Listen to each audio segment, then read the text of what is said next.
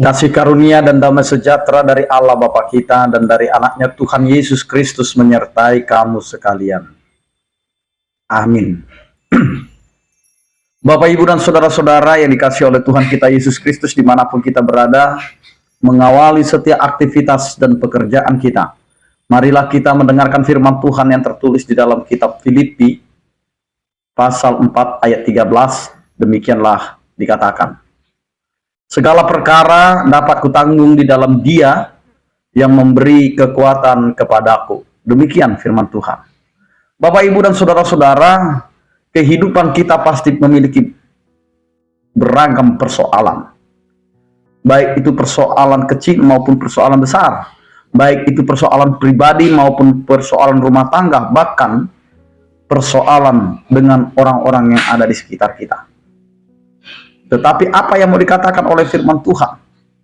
Ketika kita menghadapi berbagai macam perkara atau persoalan, kita diingatkan, dinasehatkan, supaya kita tetap menyerahkan seluruh persoalan kita kepada Tuhan. Karena apa yang kita sedang jalani, apa yang sedang kita hidupi, itu adalah proses perjalanan iman kita, proses perjalanan kehidupan kita. Bagaimana kita menjalani itu? Apakah kita meyakinkan seluruh kehidupan kita kepada Tuhan, atau kita hanya mengandalkan pikiran kita, kita hanya mengandalkan kekuatan kita? Maka firman Tuhan ini menasehatkan kita. Apa yang mau dikatakan? Segala perkara dapat kutanggung di dalam Dia yang memberikan kekuatan kepada. Bapak, Ibu, dan saudara-saudara, segala perkara dapat kita tanggung jika kita ada di dalam Tuhan. Jadi ketika kita ada di luar Tuhan, perkara itu datang, maka kita tidak akan sanggup untuk menanggungnya. Maka muncullah kekecewaan, maka muncullah yang namanya keputusasaan, sehingga kehidupan kita hanya adalah kehidupan yang mengeluh, kehidupan yang hanya menuntut, kehidupan yang hanya tahu menerima yang baik saja, tetapi kita tidak mampu untuk menerima apa yang sedang Tuhan rancangkan dalam kehidupan kita. Karena itu Bapak, Ibu, dan saudara-saudara, kita harus berada di dalam Tuhan, supaya perkara yang kita tanggung itu dapat kita tanggung.